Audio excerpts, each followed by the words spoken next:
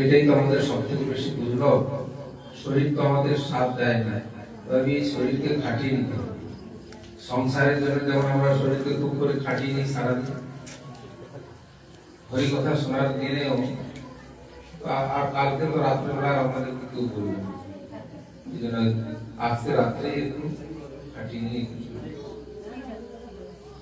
তো আমরা ভক্তি, যেহেতু আমরা ভক্ত সবাই, আমাদের ভক্তি কি করে বৃদ্ধি প্রাপ্ত হবে। সকালের প্রসঙ্গতে আমরা আলোচনা করেছিলাম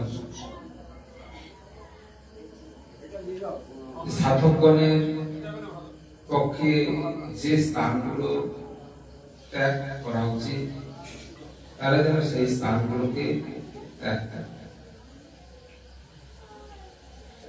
আমরা সকালে এই প্রসঙ্গে আমরা শুনেছিলাম বেদ বাক্য আলিঙ্গিতম বরং মন্যে বেদ বাক্য জলৌকশম ন সঙ্গ শল্য জুতানা নানা দেবৈক সেবিনম।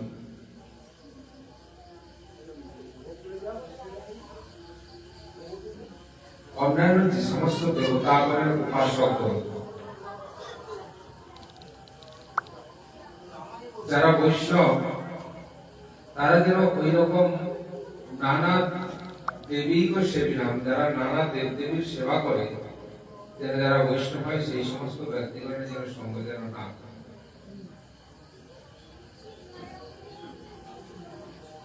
কি বলছেন এখানে? আলিঙ্গন গরম মন্ড, যদি বাঘকে যদি আলিঙ্গন করতে হয় তাও স্বীকার করা হয়। সাপকে সাপকেও যদি, সর্পকে যদি আলিঙ্গন করতে হয় তাও ভালো। কুমিরকেও যদি আলিঙ্গন করতে হয় তাও আমি করতে প্রস্তুত আছি, কিন্তু নানা দেবীক সেবিনাম সঙ্গ যেন আমার কদাপি না। সাধক তিনি প্রার্থনা করছেন কার কাছে? ভগবানের কাছে, যে প্রভু এই সংসারে দেশে পড়ে গেছি, সব থেকে যদি বেশি যে সঙ্গ খারাপ, দুটো সঙ্গ, যারা নানা দেবতাগণের সেবা করে আর যারা মায়াবাদী। যদি মায়াবাদীর সঙ্গ হয় তাহলে তার ভক্তি নষ্ট হয়ে যায়। মায়াবাদী কারা? যারা ভগবানের রূপকে স্বীকার করে, যারা ভগবানের রূপকে স্বীকার করেন না, এইরকম ব্যক্তিগণের সান্নিধ্যে আমি যেন না কখনো, তাহলে আমারও ওই মায়াবাদ দোষ আমার মধ্যে ঢুকে যাবে। মায়াবাদী কি করেন? মহাপ্রভু তিনি কাশীতে যিনি প্রকাশানন্দ সরস্বতী পাদ যিনি ছিলেন, সেই প্রকাশানন্দকে উদ্দেশ্য করে মহাপ্রভু একটা তাকে কটূক্তি ছড়িয়েছিলেন। কি? কাশীতে পড়ায় বেটা প্রকাশানন্দ, সেই বেটা মরে মরে মোর অঙ্গ খণ্ড খণ্ড। অর্থাৎ মায়াবাদীর যে ভাষ্য ভগবানের অঙ্গকে খণ্ড করে দেয়, এই জন্য মায়াবাদ ভাষ্য না। এই সংসারে অনেক সাধক আছে, সাধুর মতো দেখতে, কিন্তু তারা সমস্ত মায়াবাদ দোষে দুষ্ট। আপনি বুঝতেই পারবেন না যে তাদের মধ্যে কোথায়, তারা তো ভাগবতের কথা বলছে, রামায়ণের কথা বলছে, গীতার কথা বলছে, কিন্তু লাস্টে সমস্ত কিছু বলার পরে কি করে বলে? ঈশ্বরের কোন স্বরূপ নাই, তিনি নিরাকার, তার কোন আকার নেই। তিনি কি? না এক জ্যোতি, আর কিছু নেই, ব্রহ্ম। কিন্তু মহাপ্রভু বলছেন যে যদি তার কোন স্বরূপ যদি না থাকবে, তাহলে তুমি যে গীতা এত সময় পড়ে পড়ে সবাইকে বললে, কি বললেন, গীতা কি পাঠ করার?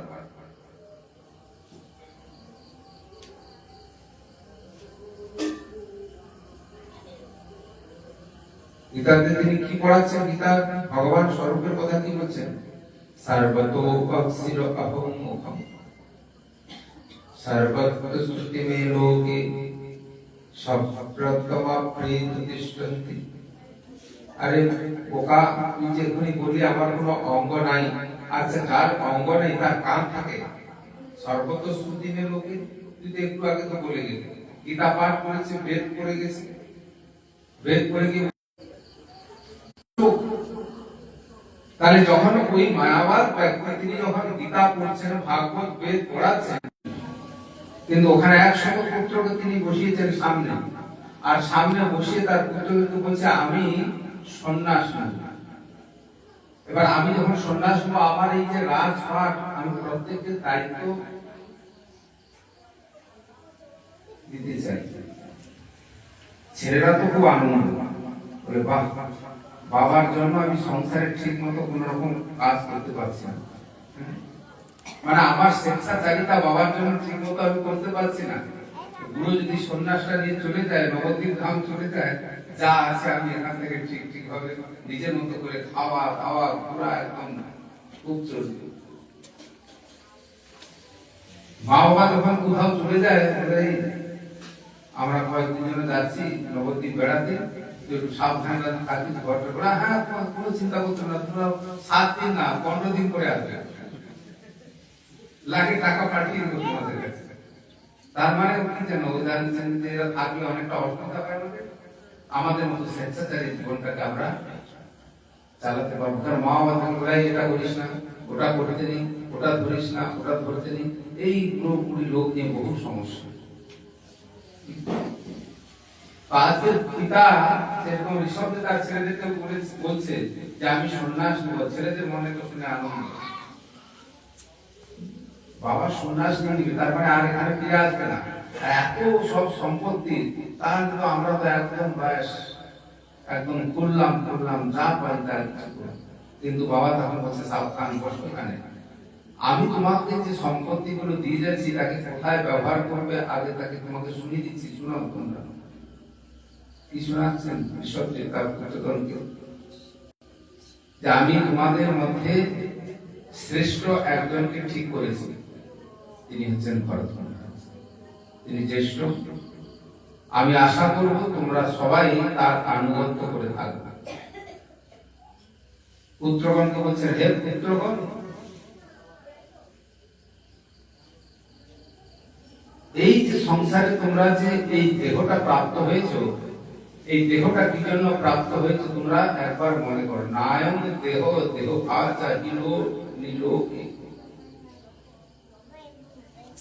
এই সংসারে যে দেহটা আমি প্রাপ্ত হয়েছি, কষ্টান কামার হতে পিঠ ভুজাজে,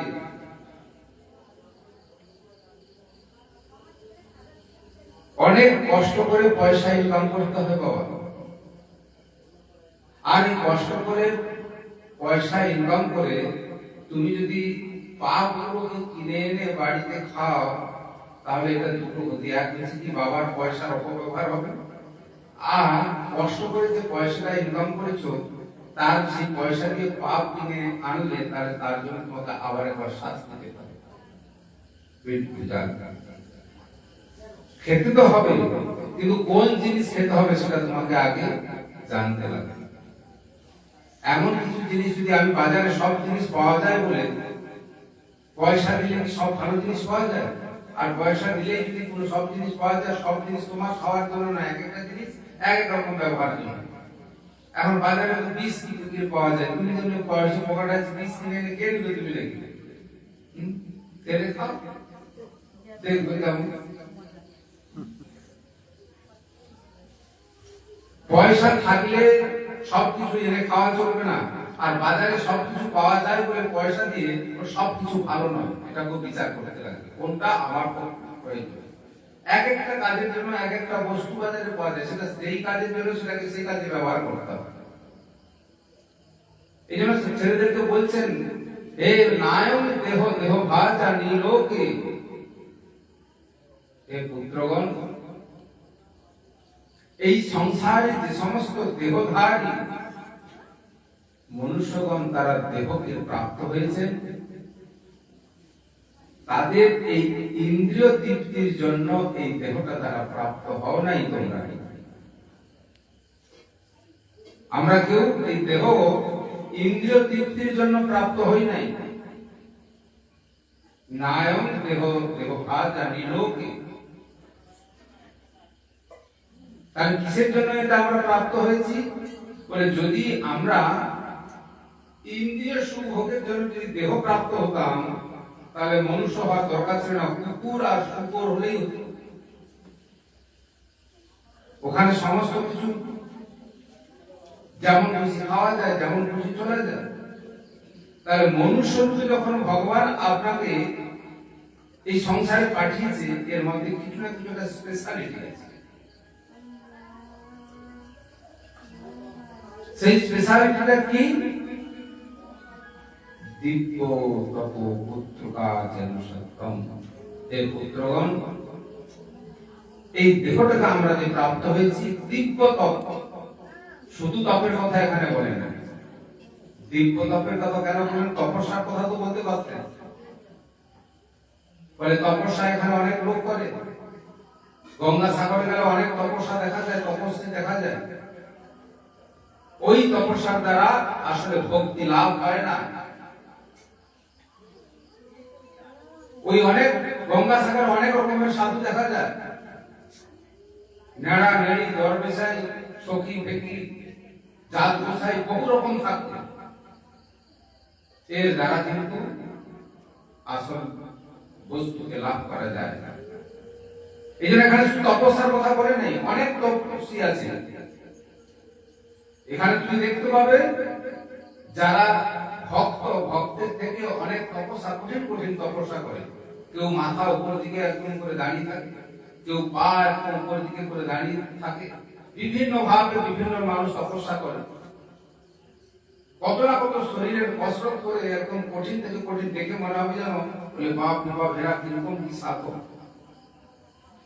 কাউকে দেখবে না শীতের সময় কোনো কিছু গায়ে না, বরফের জলের মধ্যে দেখা যায় বসে থাকে। অনেক কঠিন কঠিন তপস্বীকে আপনি দেখতে পাবেন। আগুনের মধ্যে বসে থাকেন অনেক কঠিন কঠিন তপস্বীকে দেখতে পাবেন। বলে তথাপি সেখানে বললো না তপস্বী হতে হবে, বলে না দিব্য তপ। দিব্য তপ মানে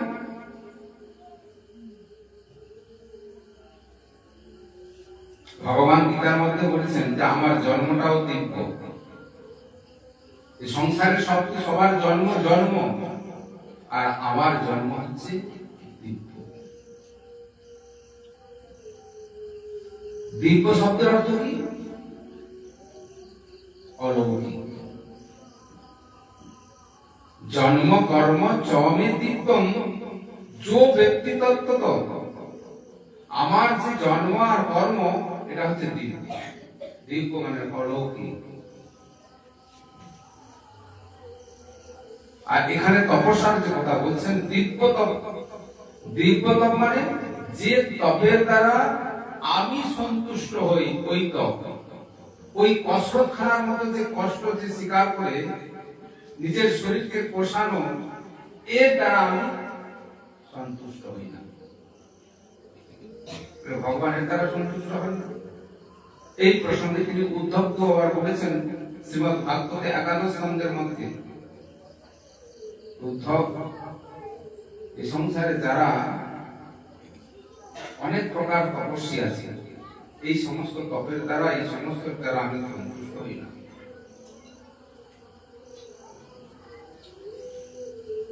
আমি যথা ভক্তি মমর্জিতা।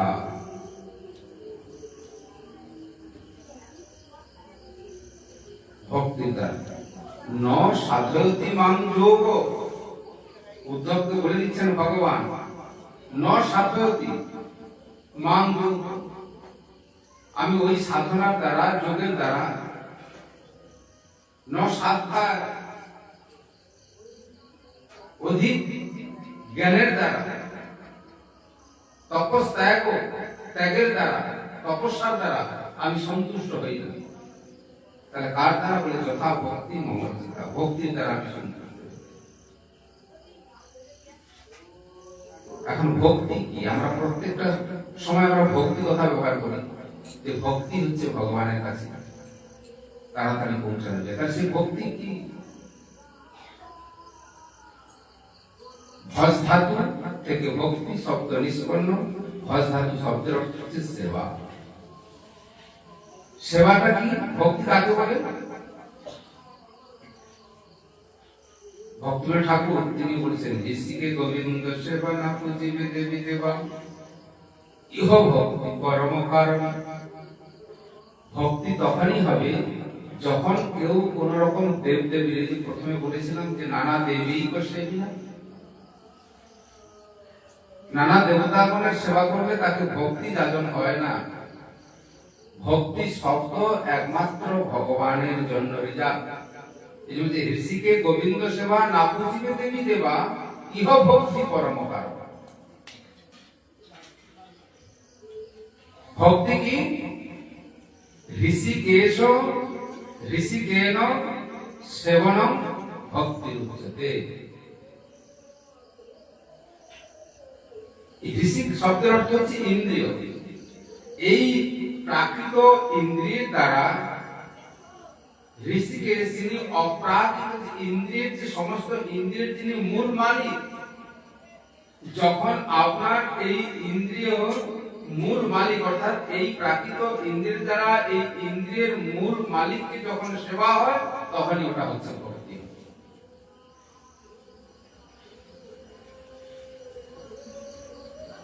যত সময়টা আমরা এই ইন্দ্রিয়ের দ্বারা, ইন্দ্রিয়াধিপতি যে ভগবান ঋষিকেশ, ঋষিক মানে ইন্দ্রিয়, আর ঋষিকেশ মানে এই ইন্দ্রিয়গণের যিনি একমাত্র মালিক, যত সময় না এই ইন্দ্রিয়গণ সে মালিকের সেবা করবে, তত সময় তাকে ভক্তি বলা যাবে না। নানা দেবতাগণের উপাসনা এটা কখনো ভক্তি নয়। এখন আপনারা হয়তো অনেক বসে থাকবেন যে এই গৌড়ীয় মঠের লোকেদের একটু ভাবনা অন্য ঠাকুরের একটু পূজা করলে বাবা, তাতে ওদের বাদ থাকে। বাবা একটু ঠাকুরের পূজা করলে তাতে কি হবে? দুর্গা কালী গণেশ করে নিলাম, তাতে কি এমন দোষ?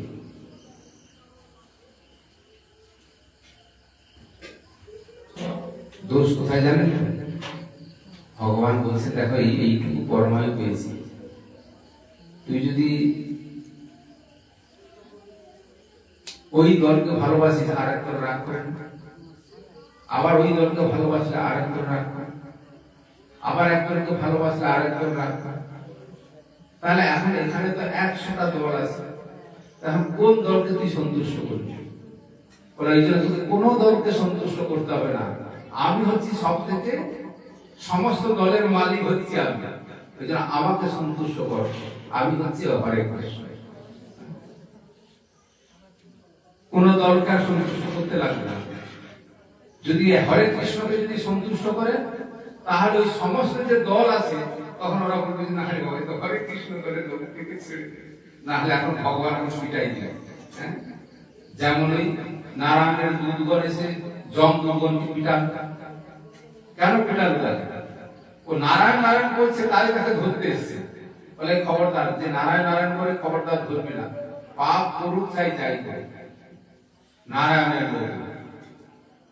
আর যদি আপনারা হরে কৃষ্ণ দলের লোক হয়ে যান, আর কোন দেবতাগণ আপনার কাছে আসবে না, তখন বলবে না যে তুই দুর্গাকে পূজা করেছিস, আমি তো জল মন্ত্রী, আমি তোকে জল দেবো না, দুর্গা ঠাকুর। গণেশ তখন বলবে যে তোর আমার টাকা পয়সা, দোকানের পূজাটাও ঠিক, ব্যবসাটাও ঠিক চালাবো না। এক একজন আমরা যে এত যে দেবতা, এতটা দেবতাকে আমরা সন্তুষ্ট করতে পারি নাই, আমরা পারবো না, আমরা জানি না তো কত দেবতা আমাদের আছে। আমি জানি আমাদের ভারতবর্ষের যে সংবিধানে কত মন্ত্রী আছে, কতটুকু মন্ত্রীদের থেকে টাকা পয়সা এসে সেখানে কাজ হচ্ছে, আমি ঠিক মতো জানি না। প্রত্যেকটা ডিপার্টমেন্টে একজন করে লোক আছে, প্রত্যেক ডিপার্টমেন্টের লোক আপনি সামলাতে পারবেন? পূজা করে তাদেরকে সন্তুষ্ট করতে পারবেন? তো দরকার নেই, তো তখন একজনকে ধরে ফেলেন, একদম মোদীকে ধরে ফেলেন, তখন বলবে যে বাবা এই তো প্রধানমন্ত্রীর লোক, একে আগে ছেড়ে দেওয়া। আর কেউ কিছু করবে না। সুপ্রিম পাওয়ার। আর তা বলে মোদীকে ধরতে বলছে, ধরবেন বলে আমি বললে ধরবেন, আপনি সেটা আপনার ব্যাপার। আমি বলছি যে সব থেকে সুপ্রিম পাওয়ার তাকে ধরবে, সর্বশ্রেষ্ঠ শক্তি। যেখানে সেখানে মাথা ঠুকিয়ে লাভ নেই, কারণ আপনার মাথাটার দাম নেই। এমন এক জায়গায় মাথাটাকে দেবেন যে যার জন্য আপনার সবকিছু দিক থেকে আপনি লাভবান। এই জন্য এতগুলো দেবতাগণের কাছে যদি মাথা ঢোকান, তাহলে সমস্ত দেবতা ওর পূজা করেছে ও যাবে, ওর পূজা করেছে ও যাবে। আর যদি কৃষ্ণের পূজা করে, তাহলে সমস্ত দেবতা আসবে বলে এরা তো ভগবানের ভক্ত, তাই সবাই, তখন সবাই চলে আসবে। এই জন্য বৈষ্ণবগণ তোমাকে এই বুদ্ধিটা দেয় যে যেখানে সেখানে মাথাটা বিক্রি করো না। এমন একটা জায়গায় মাথাটা বিক্রি করবে, তখন সমস্ত দেবতাগণ তোমার দাস হবে। কেন? কৃষ্ণ ভক্তি আছে যা সর্বদেব বন্ধুতা, সমস্ত দেবতাগণ তোমার বন্ধু হবে, কেউ আর শত্রু হবে না। এই জন্য বৈষ্ণবগণ তোমাকে সেই মন্ত্র দিয়ে দেয় সব থেকে বেশি লাভের।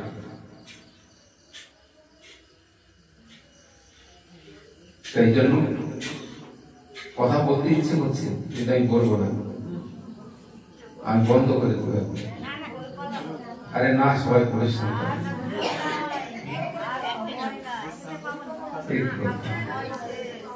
এই বাবা রে বাবা, এদিকে আমার কত জেগে উঠেছে, এখনই ঘুমোচ্ছে। হরে কৃষ্ণ, জয় হোক। এই জন্য তিনি পিতা বলছেন, পিতা নায়ক দেহ দেহ ভাত জানি লোকে কষ্টান কামারতে বিদ্যাজে। বাবা অনেক কষ্ট করে পয়সাটা ইনকাম করেছো, পয়সাটা ইনকাম করে তিনি তার ছেলেদেরকে বলছেন, বীর পূজা মানে সবথেকে খারাপ জিনিসের কথা বলছেন। কষ্ট করে সকাল থেকে সন্ধ্যা পর্যন্ত পয়সাটাকে আমি ইনকাম করে আনি, আর সেই পয়সাটা ইনকাম করে যদি ওই পয়সাটার সমস্ত কিছু যদি আমি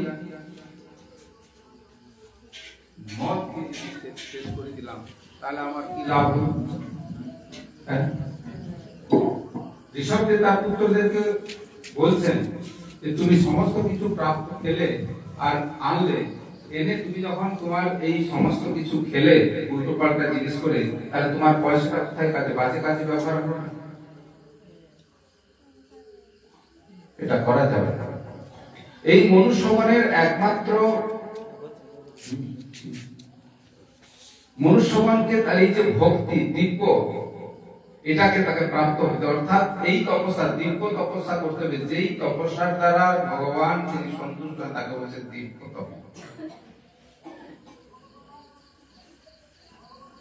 তিনি তার ছেলেদেরকে বলছেন যে দেখো, আমরা যে এই জীবনে প্রত্যেকে আমরা আনন্দ প্রাপ্ত হওয়ার জন্য এই জীবনটা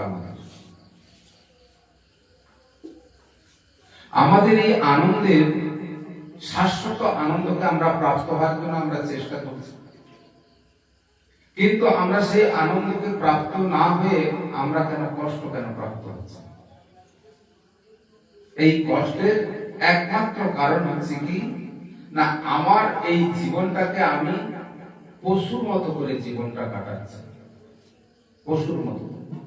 আর পশুর মতো করে জীবনটা কাটানোর জন্য, পশুর মতো মানে একমাত্র ইন্দ্রিয়কে আমি তৃপ্তি বিধান করছি, কিন্তু ইন্দ্রিয়ের যিনি অধিপতি পরমেশ্বর তার তৃপ্তি করছি না। এই জন্য আমার দুঃখটা আমার কাছে এসে পৌঁছে গেছে। এই জন্য আমরা সারাদিনে পরিশ্রান্ত, আর রাত্রিতে আমরা কোনরকম সম্ভোগে, আর তারপরে আমরা সেখান থেকে সকাল হলে আবার আমাদেরকে মানব জীবনের বিভিন্ন প্রকার ব্যবস্থাতে আমরা অতিবাহিত করে ফেলছি। তাহলে মনুষ্য জীবনের যে প্রকৃত অর্থটা আমি বুঝে উঠতে পারছি না। আমার কোনো আধ্যাত্মিক জীবনের কোনো উন্নতি তো নাই, আর সে তার জন্য আমার কোনো চেষ্টাও নেই। আর এর জন্য আমাদের কি হয়? আমাদের পশু জন্ম এবং বৃক্ষ জন্ম লাভ হয় এই কল্পে ছাড়া দুষ্কর্ম। কিন্তু মনুষ্য যে দিব্য জীবনকে প্রাপ্তি, তার যে তপস্যা, সেটা আমাদেরকে অঙ্গীকার করতে হবে। তার পুত্রগণকে বলে যাচ্ছে, দিব্য তপ পুত্র কাজে। তুমি যদি যত সময় না তুমি এই দিব্য তপের চিন্তা করবে, তত সময় পর্যন্ত তুমি কখনো শুদ্ধ হতে পারবে না। শুদ্ধেই তস্মাৎ ব্রহ্ম সৌখ্যতনন্ত, ব্রহ্ম সুখে তুমি প্রাপ্ত হতে পারবে না। তুমি যে সুখের চিন্তা করছো, এই সুখ কখনো কোনোদিন সংসারের এই ইন্দ্রিয় চরিতার্থ করে তুমি কিন্তু প্রকৃত সুখের আশা কখনো করো। দিব্য তপ মানে কি, তুমি তোমার শরীরকে এই সংসারে মনুষ্য জীবন প্রাপ্ত হয়েছো, প্রাপ্ত হয়ে তুমি এখান থেকে শরীরকে কষাও, অর্থাৎ কি আমার শরীর যেটা চায় সেটা আমাকে দেয়া চলবে না, এটাকে বলা হয় তপস্যা, দিব্য তপ। আমার মন যেটা চাইছে আমি মনকে দেয়া চলবে না।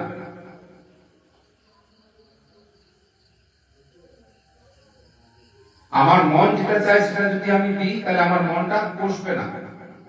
কেন? এটা তো ইন্দ্রিয় সুখকে চরিতার্থ করার জন্য নয়, ইন্দ্রিয়কে কষার জন্য এই হচ্ছে মনুষ্য জীবন, এটা বলা হয় দিব্য তপ। আমার মনে যা চাইলো সেরকম খেলাম, পয়সা আছে বলে। ছেলেকে দেখে বলছে তোমার বাবা রাজা, আর রাজার অনেক ঐশ্বর্য, তুমি সারা জীবন তোমরা যদি এই পয়সা খরচ করো তোমার পয়সা শেষ হবে না, ঠিক তা বলে তুমি এগুলো করবে না, তোমার শরীরকে তুমি কষাও। কি কষাও? খাও তুমি, কিন্তু ভগবানের যে সমস্ত প্রসাদ, সেই প্রসাদকে তুমি সেবা করো, এটাই তোমার আহার। তোমার মন যেটা চায় তুমি সেটা কখনো করতে পারো না। বাবা মনে করছিল যে বাবা চলে গেলে খুব আনন্দ করব, এখন বাবা এমন ভাবে বাঁধনে বাঁধছে, তখন তাদের মনে মনে বিব্রত। তাহলে তুমি একমাত্র শুদ্ধ হতে পারবে এবং ব্রহ্ম সুখ তবে তুমি প্রাপ্ত হতে পারবে, যদি তুমি আমার এই কথাকে তোমরা যদি পালন করো।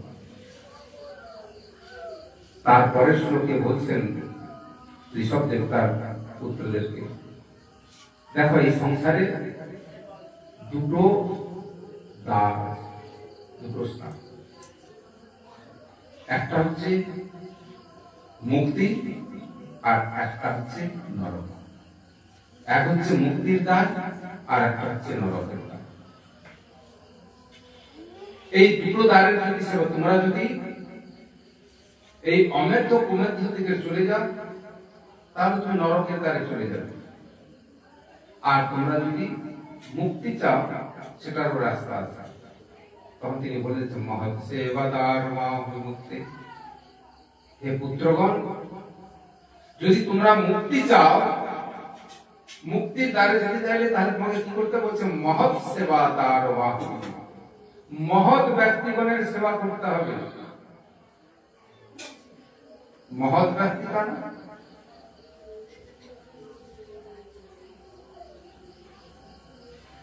মহান্ত স্বভাবে তারিতে তম, নিজ কার্য নাহি তব জানতার। মহান্ত হচ্ছে তারা যাদের নিজের কোনো কিছু কাজ নাই, তারা প্রতিদিন আপনার দাঁড়ে দাঁড়ে গিয়ে এসে খালি কড়া নাড়ে। কি কড়া কিসের জন্য লাগে? 2 কেজি চালের জন্য, 10 টাকার জন্য, 500 টাকার জন্য না। ওরা কড়া নাড়ে যে ওরা তো চালের নামে পয়সা নেবে আপনার বাড়িতে যায়, ওরা কড়া নাড়ে যে তোমার কতটা শ্রদ্ধা তোমার তৈরি হয়েছে। ওরা কড়া নাড়তে নাড়তে কোনো ব্যক্তি যদি একবার যদি ভুলে বলে দেয় বাবা আসুন একটু ভিতরে বসুন, আর ওখানেই তখন বলে যে মা বসতে যখন বলেছে, তখন তিনি চিন্তা করে তাহলে একটু সাধুকে ভালোবাসে। তো সাধুর ওইটুকু ভালোবাসা যদি কেউ ভালোবাসে না যে 2 টাকা 5 টাকা দিলে চলে আসবে, ওতে ওর মন সন্তুষ্ট হয় না। সাধু সন্তুষ্ট কোথায়? যে যখনই বলতে বসতে বলে বাবা কোথা থেকে এসছে, না নবদ্বীপ ধাম। তখন বলছে মা একবার নবদ্বীপ ধাম গেছেন? বলছে না যাই না। একবার চলুন, হ্যাঁ একবার মনে মনে করি যাবো, কিন্তু যেতে আর সময়ের কুলোয় না। আচ্ছা এইবারে চলুন একবার। আর আপনার বাড়িতে গিয়ে আপনাকে যখন ওই ধাম পরিক্রমার কথা বলে, আপনাকে যখন একাদশীর কথা বলে, শুদ্ধ ভজনের কথা বলে, তুলসী কণ্ঠী পড়ার কথা বলে, যখন তুলসীতে জল দেওয়ার কথা বলে, তখনই ওই সাধু ওইটুকু কাজ করতে যায়। এটা হচ্ছে মহান্তের সময়। কেন? তাকে তো আপনি কি দেবেন? 2 টাকা 5 টাকা 10 টাকা 20 টাকা 50 100 5 কেজি 10 কেজি 1 কুইন্টাল চাল দিবেন, আর কিন্তু তার জন্য নয়, ও আপনাকে ছলে বলে কৌশলে একটা একাদশী করাবে, একটা তুলসীর মালা পরাবে, ওটা তার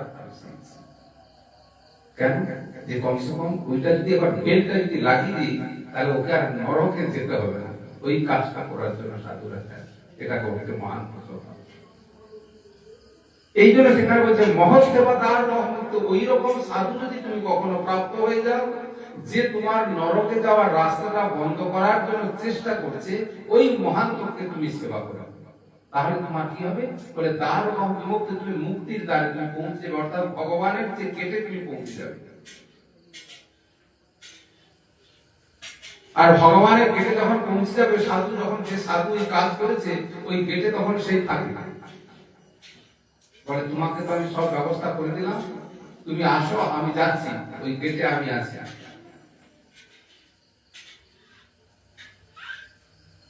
গেটে তো সবাইকে ঢুকতে দেবে না, ওই গেটে তুমি পৌঁছে যায় অনেকে, কিন্তু সবাই ওখানে ঢুকতে পারে না।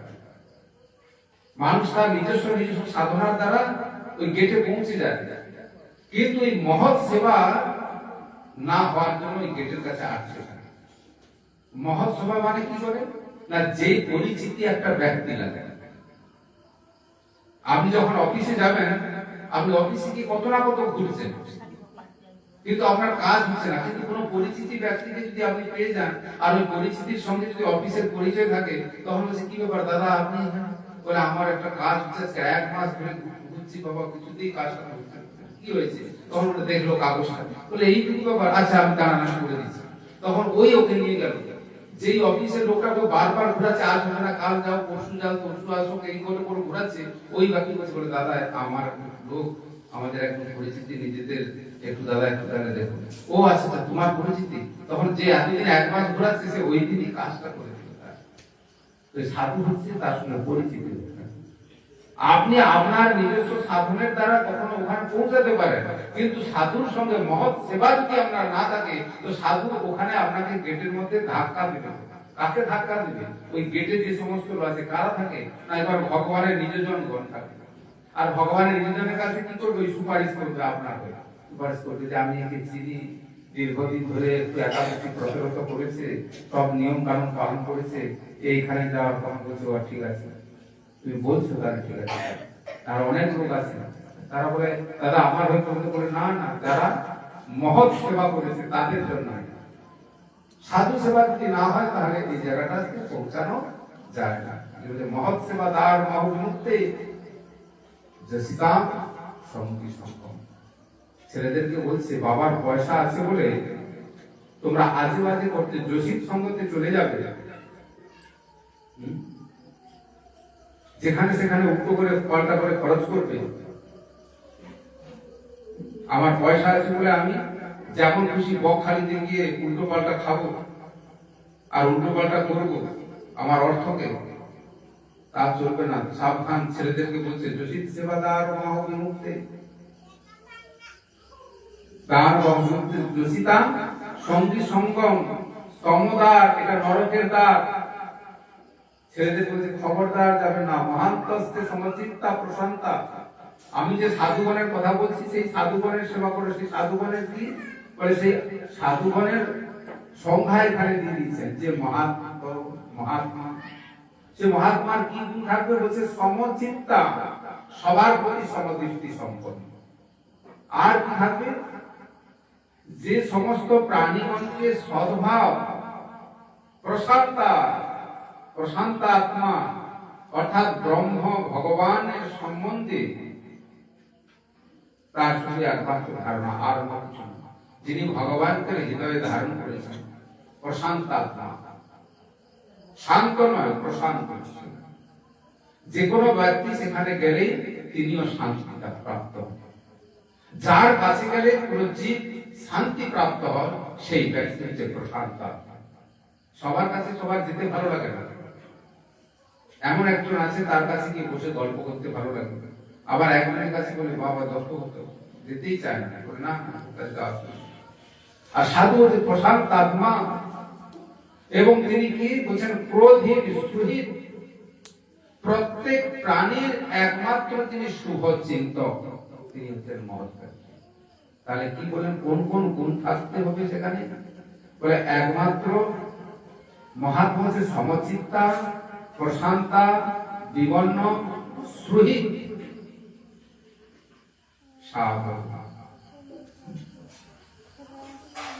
এইরকম আচরণ শুভ চিন্তক যে সমস্ত ব্যক্তি এইরকম আচরণযোগ্য ব্যক্তিগণকে যদি তুমি পাও, তাহলে তার সঙ্গে তারই তুমি একমাত্র পুত্রগণকে সেবা করো।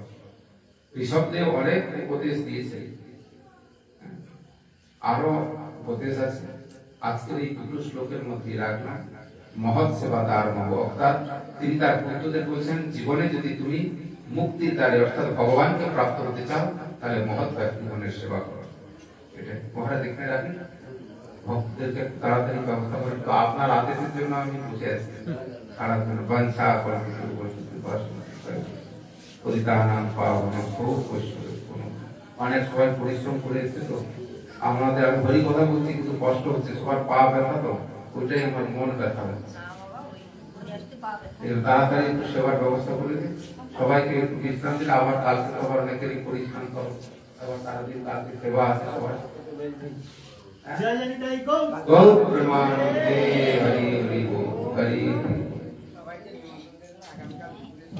হরে কৃষ্ণ বলে দেন, সকালে জল খাবেন, আবার দুপুরে প্রসাদ পাবেন,